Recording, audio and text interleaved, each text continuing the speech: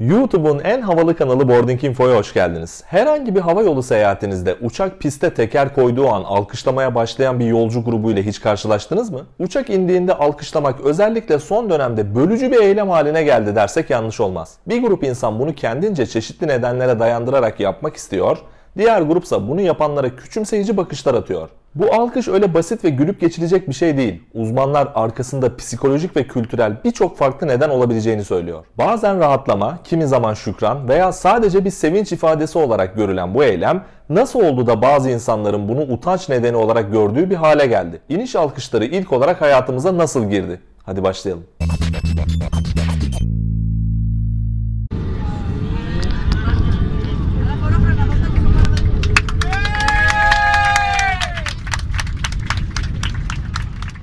Öncelikle bu işin ilk olarak nasıl başladığından bahsedelim. Açık söylemek gerekirse hiç kimse bu sorunun yanıtını tam olarak bilmiyor. Konu pek çok forumda, dijital mecrada detaylı olarak tartışılmış, herkesin bir fikri var. Ama açık kaynak kodlu bir hikayeye rastlamak mümkün değil. Ancak alkışlar için birkaç ortak senaryo var. Ben de size bunlardan bahsedeceğim. İniş alkışlarının ortaya çıkması konusunda öne çıkan en önemli tahmin, özellikle zorlu bir uçuşun veya uzun bir ayrılığın sonunda vatanına, yaşadığı şehre ya da sevdiklerinin yanına dönüşü kutlamak için yapılmaya başlamış olabileceği düşünülüyor. Beden dili uzmanlarına göre uçaktaki alkışlama hissiyatını insanların hayatta kalma içgüdüsü tetikliyor. Hepimiz biliyoruz ki uçuşun en tehlikeli anı ilk 3 ve son 8 dakika. Zira havacılık tarihine baktığımızda en çok uçak kazasının bu zaman aralığında gerçekleştiği görülüyor. Hal böyle olunca inişin gerçekleşmesinin ardından yapılan alkış, subliminal olarak çok tehlikeli bir zaman diliminin başarıyla geride bırakılmasını kutlamaya yönelik bir reaksiyon.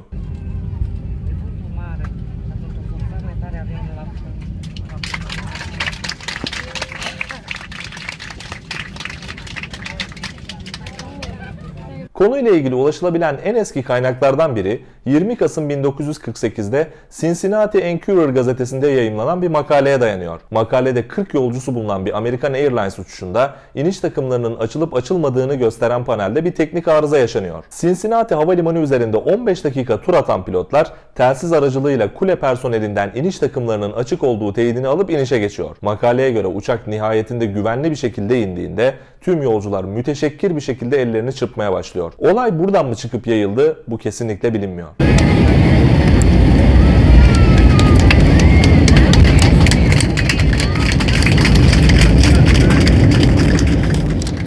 Yani uçağın tekerleklerinin piste değdiği ve sizin oturduğunuz koltukta hafifçe zıpladığınız o an bulunduğunuz bir kara taşıtını sağa çekmek veya vapurun iskeleye yanaşmasından çok daha fazla şey ifade ediyor. Çoğu insan bu anları büyük bir gerginlikle ve hatta nefes alışverişlerinin kontrolünü kaybetmiş bir şekilde yaşıyor. Ama bir yandan da kendi korkumuzdan utanıyoruz ve hep birlikte gürültü yaparak izafi olarak kendimizi tekrar kontrol altına alıyoruz. Bir yandan da bu durum bizim çevremizdekilere karşı korkakmışız gibi görünmemizi engelliyor. Saçma geliyor biliyorum ama beynimiz böyle çalışıyor. Staff Suspect Control has been a pleasure to get this up for the information. Good afternoon. Ne kadar sık seyahat edersek edelim, uçuşlar hala pek çoğumuz için özel bir deneyim ve belli bir teatralliği var. Kaptanın uçuş öncesi ve sırasında yaptığı anonslar, kabinde etrafımızda tüm olup bitenler bize bir oyunun ya da gösterinin izleyicisiymişiz gibi hissettiriyor. Bu yüzden iniş anları da rahatlama refleksiyle beraber izleyicisi olduğumuz bir şovun sonuna gelmişiz hissiyatı oluşturuyor. Sanki bir tiyatro oyunu izlemiştik, perde kapandı ve alkışlamamız gerektiğini düşünüyoruz. Bunu uçuş boyunca uçağın kontrolünü elinde bulunduran, herhangi bir tehlike anında tüm yolcuların canını emanet ettiği pilotlara yapılan bir tebrik ve ona verilen bir ödül alkışı olarak yorumlayanların sayısı hiç de az sayılmaz.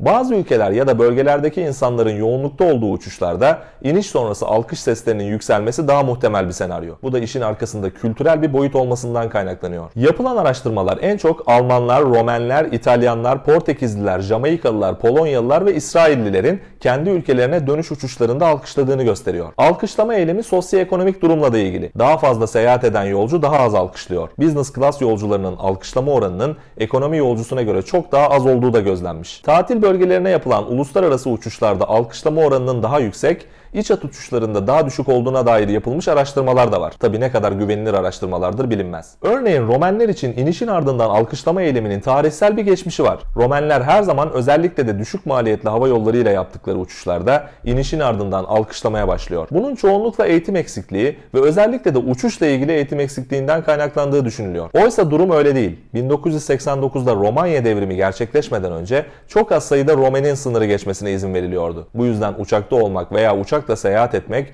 bir uzay mekiğine binmek kadar imkansız bir eylemdi. Yasaklayıcı fiyatlandırma nedeniyle çok az insan uçak bileti satın alabilirken 90'lı yıllarda devrimle birlikte yurt dışına seyahat etmek bir anlamda legalleşmiş oldu. 1980'li ve 90'lı yıllarda dünya genelinde uçakta iniş sonrası alkışlamak sıradan bir olaydı. Ama bugünlerde oldukça nadir rastlanır hale geldi. Bunun arkasındaki nedenlerden biri de günümüzde artık insanların havada kendilerini daha güvende hissetmeleri. Bugünlerde yolcuların uçağa bindiğinde kaza geçirme beklentileri düşük. Geride bıraktığımız 30-40 yılda uçak düşmesi ve kaçırılması eylemleri çok daha fazla yaşanan ve insanların haberlerde çok daha sık rastladıkları bir durumdu. Uçuş korkusunun bugünlerde türü değişti. İnsanların aklında uçağın teknik aksaklıklar nedeniyle düşebileceğinden ziyade sadece terörizmle ilgili uçakta başına bir şey gelebileceği yönünde korkuları var. Bir de günümüzde insanların çoğunda gereksiz bir soğukkanlılık var. Söylemek istediğim şey şu: uçuşlarımızda etrafımızda çok sayıda cool insan görüyoruz. Uçmak çok sıradan bir şeymiş gibi davranmanın dozunu kaçıran insanlardan bahsediyorum. Bu yüzden uçak indiğinde alkışlamak bu tip insanların olduğu bir kabinde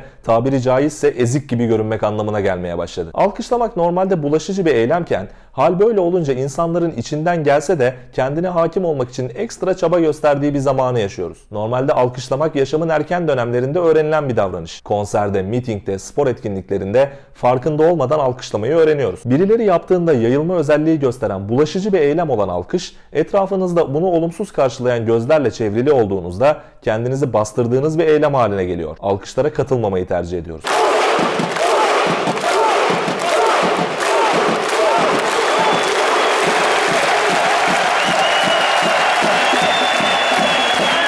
Hava yolu yetkililerinden zaman zaman yapılan açıklamalar uygulamadan memnun oldukları yönünde. İnsanlar inmek üzereyken çok heyecanlanıyor ve alkışlamak bu coşkularını göstermenin bir yolu. Bu hava yolu ruhunun bir parçası diyorlar.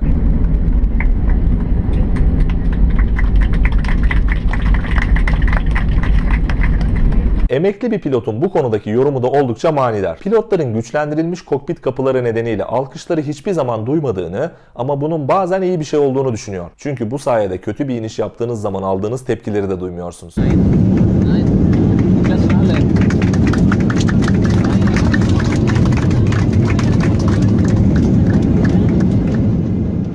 Peki siz uçak indiğinde alkışlayan yolculardan mısınız? Ya da buna benzer hikayeler yaşadınız mı? Yorumlarınızı bekliyorum.